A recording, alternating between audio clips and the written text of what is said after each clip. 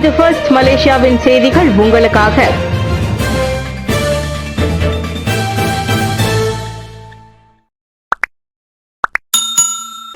கசிவு மற்றும் ஊழல் ஏற்படாவிட்டால் டோல் கட்டணம் குறைக்கலாம். நெடுஞ்சாலையில் நாட்டின் மேம்பாட்டு செலவுகள் கட்டுப்படுத்தப்படுவதுடன் அவற்றில் கசிவு மற்றும் ஊழல் ஏற்படாமல் இருந்தால் டோல் கட்டணம் குறைக்கப்படலாம் என்று பிரதமர் டத்தோஸ்ரீ அன்வார் இப்ராஹிம் தெரிவித்துள்ளார். நெடுஞ்சாலை மேம்பாட்டு பணிகளுக்கான அனுமதிகளுக்கு அதிகம் செலவிடப்படுவதால் அதன் மேம்பாட்டு செலவுகளும் அதிகரித்துள்ளதாக பிரதமர் சுட்டிக்காட்டினார். எனவே மேம்பாட்டு திட்ட செலவுகளை கட்டுப்படுத்தவும் அனைத்து விதமான கசிவை தவிர்க்கவும் டத்தோஸ்ரீ அன்வார் இப்ராஹிம் அனைத்து தரப்பினருக்கும் அழைப்பு விடுத்தார். செலவு நெடுஞ்சாலையின் மேம்பாட்டை ஆய்வு செய்யும் போது அதனால் கசிவு ஏற்படுகிறது. ஏனெனில் செலவு அதிகரிக்கும் போது டோல் கட்டணமும் அதிகரிக்கிறது. செலவை கட்டுப்படுத்தினால் கசிவு மற்றும் ஊழல் இல்லை. இயற்கையின் இயல்பான விதியிலான கட்டண விகிதத்தை நாம் குறைக்கும் வாய்ப்பு உள்ளது என்று அவர் கூறினார். நெடுஞ்சாலை மேம்பாட்டு திட்டத்தில் ஈடுபட்டுள்ள அனைத்து தரப்பினரும் நேர்மைக்கு முன்னுரிமை அளித்து மக்கள் நலன் காத்து செயல்பட வேண்டும் என்றும் பிரதமர் கேட்டுக் கொண்டார். 2024 பாரிஸ் பாராலிம்பிக் நீளம் தாண்டும் போட்டியில் மலேசியா வெள்ளி. 2024 பாரிஸ் பாராலிம்பிக் போட்டியில் ஆடவருக்கான T20 பிரிவின் நீளம் தாண்டும் போட்டியில் மலேசியா வெள்ளிப்பதக்கத்தை கைப்பற்றியது. அப்போட்டியில் தங்கம் வெல்லும் இலக்கில் களம் இறங்கிய தேசிய தடகள வீரர் டத்தோ அப்துல் லத்தீப் ராம்லி நேற்று காலையில் வெள்ளிப்பதக்கத்தை வென்றார். ஸ்டேட் தி பிரான்ஸ் அரங்கில் நடைபெற்ற அப்போட்டியில் சவுதி அரேபியா வீரருடன் போட்டியிட்ட டத்தோ அப்துல் லத்தீப் ராம்லி முதல் முயற்சியில் 7.22 மீட்டர் நீளம் வரை தாண்டினார். பெர்லிஸை சேர்ந்த அவர் தமது இரண்டாவது முயற்சியில் 7.43 மீட்டர் தூரத்துடன் முன்னிலை வகித்தார். மூன்றாவது முயற்சியில் 7.45 மீட்டர் தூரத்துடன் சாதனை படைத்தார்.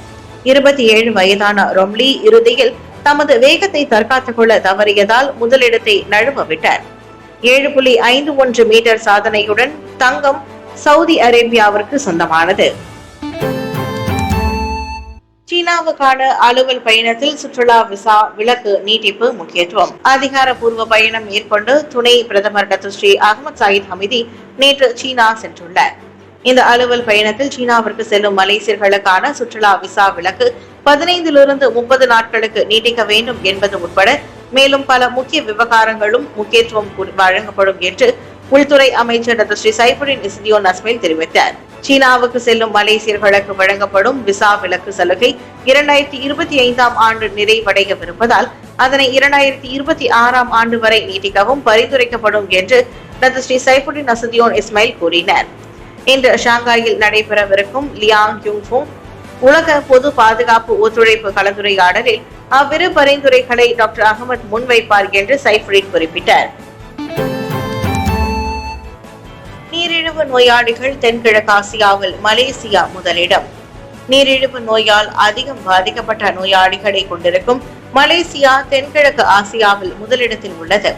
இந்த எண்ணிக்கை இந்நாட்டில் உள்ள மக்களிடையே சுகாதாரம் குறித்த விழிப்புணர்வு குறைந்த மட்டத்தில் இருப்பதை காட்டுவதாக பிரதமர் டத்தோஸ்ரீ அன்வார் இப்ராஹிம் தெரிவித்திருக்கிறார்.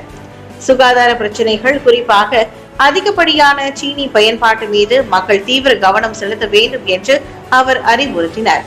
மக்களின் சுகாதார விழிப்புணர்வு இன்னும் குறைவான அளவில் உள்ளது. உடல் பருமன் என்றால் அதிக எடை, சர்க்கரை நோய் அதிகம். எனவே தயவு செய்து கொஞ்சம் கட்டுப்படுத்தி நம் நாட்டை காப்போம், நம் குழந்தைகளை காப்போம், குடும்பத்தை காப்போம் என்று அவர் கூறினார். ஞாயிற்றுக்கிழமை போர்டிக்சனில் நடைபெற்ற 2024 ஆண்டு தேசிய ஆரோக்கியமான மலேசிய மாதம் கொண்டாட்டத்தை தொடக்கி வைத்து உரையாற்றும் போது அன்வார் அவ்வாறு கூறினார். உணவகங்களில் சீனி பயன்பாட்டை கண்காணித்தல் உட்பட உடனடி நடவடிக்கைகளை மேற்கொண்டால் மட்டுமே நீரிழிவு நோயாளிகளை கட்டுப்படுத்தும் மற்றும் குறைப்பதற்கான அனைத்து முயற்சிகளும் பயனுள்ளதாக அமையும் என்று பிரதமர் குறிப்பிட்டார்.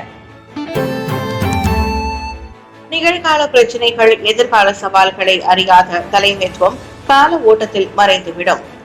நிகழ்கால பிரச்சினைகளையும் எதிர்கால சவால்களையும் பற்றி தெரிந்து கொள்ளாத தலைமைத்துவம் கால நீரோட்டத்தில் இருக்கும் இடம் தெரியாமல் மறைந்துவிடும். அதே வேளையில் பிரச்சாரம் செய்வது, ஆதரவு திரட்டுவது, பதாகை பிடிப்பது போன்ற அரசியல் நடவடிக்கைகளுக்கு மட்டுமே முன்னுரிமை கொடுக்காமல் கட்சியின் வழித்தோன்றலையும் அதன் மரபினையும் உறுப்பினர்களான இளைஞர்களும் யுவதிகளும் முழுமையாக தெரிந்து வைத்திருப்பதே விவேகமானது என்று மைகாவின் துணைத் தலைவர் டத்தோஸ்ரீ எம் சரவணன் தெரிவித்தார். மாய்காவில் தற்போது இளைஞர், மகளிர், புத்ரா, புத்ரி என்று தலைமைத்துவ பொறுப்பில் உள்ள அனைவருமே புதிய முகங்களாக இருக்கின்றனர். இந்நிலையில் கட்சியை புத்தாக்க பாதையில் வழி நடத்தி அதன் உருமாற்றத்திற்கு அவர்கள் வித்திடுவார்கள் என்று தாம் நம்புவதாக டத்துஸ்ரீ சரவணன் கூறினார். இதனிடையே கட்சியின் கிளையில் இருக்கும் பொறுப்பாளர்கள் வேலை செய்வதற்கு சுணங்கினால் அவர்களை தற்காலிகமாக நீக்குவதிலும் இளைஞர், மகளிர், புத்ரா மற்றும் புத்ரி தலைமைத்துவம் துணிச்சலான முடிவெடுக்க வேண்டும் என்று அவர் கேட்டுக்கொண்டார். அதோடு மாய்கா எதிர்கொண்டிருக்கும் தற்போதைய சவால் குறித்தும் அவர் இவ்வாறு கூறுகின்றார். மத்திய அரசாங்கத்தில் எவ்வித பொறுப்புகளையும் ஏற்காத ஒரு கட்சியாக மாய்கா விளங்குகிறது. இது மாய்கா எதிர்நோக்கும் நிகழ்கால பிரச்சனையாகும். இந்நிலை தொடரவும் வாய்ப்புள்ளது. அவ்வாறான சூழ்நிலையில் அரசாங்கத்தையோ அல்லது மற்ற தரப்பினரையோ நம்பி இருக்காமல் சுயகாலில் நிற்பதற்கான முன்னேற்பாடுகளை கட்சியின் தலைவர் தான் ஸ்ரீ எஸ். விக்னேஸ்வரன் தலைமையில் சிறப்பாக வரையப்பட்டுள்ளது என்றார் அவர். ஹலால் சான்றிதழுக்கான பரிந்துரைகளை கூட்டத்தில் தெரிவிப்பீர் அன்வர். ஹலால் சான்றிதழ் தொடர்பில் அக்கறை கொண்டிருக்கும் தரப்பினர்கள் அது குறித்த பரிந்துரைகளை கூட்டங்களில் துல்லியமாக கலந்தாய்வு மேற்கொள்ளுமாறு பிரதமர் டத்துஸ்ரீ அன்வர் இப்ராஹிம் அறிவுறுத்தினார். அவை மத இன உணர்வுகள் சர்ச்சையை ஏற்படுத்தும் விதமாக மாற்றப்படக்கூடாது என்று ஹலால் சான்றிதழ் குறித்து தனிநபர் ஒருவர் வெளியிட்ட கூற்று தொடர்பில் ஊடகங்கள் எழுப்பிய கேள்விக்கு பிரதமர் அவ்வாறு பதிலளித்தார். வளர்ச்சி கண்டு வரும் பொருளாதாரத்துடன் மலேசியா தற்போது நிலையான சூழலில் உள்ளதை டத்துஸ்ரீ அன்வர் நினைவுறுத்தினர். எனவே இது போன்ற உணர்வு பூர்வமான விவகாரங்கள் விவேகத்துடன் கையாளப்பட வேண்டும் என்றும் இது நாட்டின் நிலைத்தன்மைக்கு ஆபத்தை ஏற்படுத்தக்கூடாது என்றும் அவர் அறிவுறுத்தினர். சிரம்பானில் புதிய மருத்துவமனையை நிறுவ நிதி அமைச்சிடம் நிதி கோரப்பட்டது. சிரம்பானில் மேலும் ஒரு புதிய மருத்துவமனையை நிறுவுவதற்கு நெகிரி செம்பிலான் அரசாங்கம் நிதி அமைச்சிடம் நேற்று நிதியை கோரியது. அம்மாநிலத்தின் முதன்மை மருத்துவமனையான சிரம்பான் துவாங்கு ஜாஃபர் மருத்துவமனையில் நிலவும் நெரிசலை தவிர்த்து மக்களுக்கு சிறந்த மருத்துவ சேவையை வழங்க இம்முயற்சி முன்னெடுக்கப்படுவதாக நெகிரி செம்பிலான் மந்திரி புசார் டத்துஸ்ரீ அமீனுddin ஹருன் தெரிவித்தார். அதோடு அம்மாநில மக்கள் இருதய நிபுணர்களின் சேவையை பெறும் பொருட்டு துவாங்கு ஜாஃபர் மருத்துவமனையில் இருதய நோய் நிபுணத்துவ சிகிச்சையகத்தை சுகாதார அமைச்சு அமைக்கும் என்று தாம் எதிர்பார்ப்பதாக அமீனுddin ஹருன் குறிப்பிட்டார். கடந்த 4 மாதங்களில் இந்தியர்களுக்காக கூடுதல் 13 கோடி ரிங்கிட் ஒதுக்கீடு ரமணன். ஸ்புமி கோஸ் பிக், பென் மற்றும் பிரீஃப் ஐ போன்ற நிதி உதவி திட்டங்களின் மூலம் இந்திய தொழில் முனைவோர் அடைந்து வரும் கணிசமான வளர்ச்சியை தொடர்ந்து இந்நாட்டில் உள்ள இந்திய சமூகத்தின் பொருளாதாரத்தை மேலும் வலுப்படுத்த மடானி அரசாங்கம் அதன் முயற்சிகளை தொடர்ந்து மேற்கொள்ளவிருப்பதாக கூட்டுறவு மேம்பாட்டு அமைச்சின் துணை அமைச்சர் டத்தோ ரமணன் ராமகிருஷ்ணன் தெரிவித்துள்ளார். தெக்கூன் நேஷனலின் கீழ் கடந்த ஏப்ரல் 3ஆம் தேதி தொடங்கப்பட்ட ஸ்புமி கோஸ் பிக் திட்டத்திற்கு தொடக்கமாக 3 கோடி ரிங்கிட் ஒதுக்கீடு அளிக்கப்பட்ட நிலையில் திட்டம் நல்ல வரவேற்பு கிடைத்ததாக டத்தோ ரமணன் ராமகிருஷ்ணன் குறிப்பிட்டார். ஆதலால் பின்னர் கூடுதலாக 3 கோடி ரிங்கிட் ஒதுக்கீட்டோடு சேர்த்தது மொத்தம் 6 கோடி ரிங்கிட் இந்திய தொழில் முனைவோருக்கும் அதன் மூலம் வழங்கப்பட்டதாக ரமணன் விவரித்தார். இந்த முயற்சியின் கீழ் 202 தொழில் முனைவோருக்கு கடந்த வாரம் வரை 1 கோடி ரிங்கிட் விநியோகிக்கப்பட்டுள்ளதாக சுங்கை போலோ நாடாளுமன்ற உறுப்பினருமான அவர் குறிப்பிட்டார். அதனைத் தொடர்ந்து கடந்த ஜூன் 5ஆம் தேதி தொடங்கப்பட்ட பிரீஃப் ஐ எனப்படும் பேங்க் ராக்கியாட் இந்திய தொழில் முனைவோர் நிதி அளிப்பு திட்டத்தின் மூலமாக 322 தொழில் முனைவோருக்கு கடந்த வாரம் வரை 2 கோடியே 70 லட்சம் ரிங்கிட் நிதி வழங்கப்பட்டதாகவும் ரமணன் நேற்று கூறினார். அதே வேளையில் அமானா இக்தியார் மலேசியா நிறுவனத்தின் மூலம் கடந்த ஏப்ரல் 13ஆம் தேதி தொடங்கப்பட்ட பெண் எனும் திட்டத்தின் கீழ் 1250 இந்திய பெண் தொழில் முனைவோருக்கு கடந்த வாரம் வரை 1 கோடியே 40 லட்சம் ரிங்கிட் வழங்கப்பட்டுள்ளதையும் அவர் சுட்டிக்காட்டினார். பெண் திட்டத்திற்கு மொத்தம் 5 கோடி ரிங்கிட் ஒதுக்கப்பட்டுள்ளது. இளைஞர்களுக்கு அரசியல் மையம், பெண்களின் பிரச்சனைகளை கேட்டறிய சேவை மையம். இடைநிலை கல்வியை முடிக்கும் தருவாயில் உள்ள மாணவர்களுக்கு அரசியல் களப்பணியை கற்றுக் கொடுக்கும் முயற்சியில் மாய்கா இளைஞர் பிரிவு முனைப்போடு களம் இறங்கியுள்ளது. அதன் பொருட்டு அரசியல் ஆய்வாளர்கள் மற்றும் கட்சியின் நீண்ட நெடிய பொறுப்பாளர்களை கொண்டு அரசியல் மையத்தை தோற்றுவிக்கப் போவதாக கட்சியின் இளைஞர் பிரிவு தலைவர் அரவிந்த் கிருஷ்ணன் தெரிவித்தார். இந்த அரசியல் மையத்தை தோற்றுவிப்பதென்பது நான் இளைஞர் பகுதியில் இணைவதற்கு முன்னமே எனது நீண்ட நாள் கனவாகும்.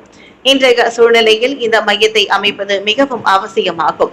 அரசியல் ரீதியாக இளைஞர் பிரிவை எவ்வாறு வழி நடத்துவது, என்ன பேச வேண்டும், எவ்வாறு அரசியல் வியூகத்தை வகுப்பது, எவ்வாறு சமூக வலைதளத்தில் இதனை கையாளலாம் போன்ற அனைத்தும் முறையாக இதில் கற்றுத்தரப்படும் என்று அரவிந்த் விவரித்தார்.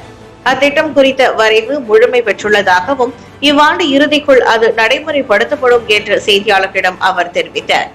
அதே வேளையில் நாடு தழுவிய அளவில் இந்திய பெண்கள் எதிர்நோக்கும் பிரச்சினைகளை கேட்டறிந்து அதற்கு தீர்வு காணும் வகையில் சேவை மையம் ஒன்றை கட்சியின் மகளிர் பிரிவு தோற்றுவித்துள்ளதாக அதன் தலைவர் சரஸ்வதி நல்லதம்பி தெரிவித்தார். இதில் குறிப்பாக விவாகரத்து, தனித்து வாழும் தாய்மார்கள், வேலை வாய்ப்பு, மருத்துவ உதவி, சமூக நல உதவிகள் உள்ளிட்ட பல வாழ்வாதார பிரச்சினைகளுக்கு அந்தந்த துறைக்கான நிபுணர்களை கொண்டு தீர்வு காணப்படும் என்று கெமேலா சட்டமன்ற உறுப்பினரும் ஆகிய சரஸ்வதி கூறினார்.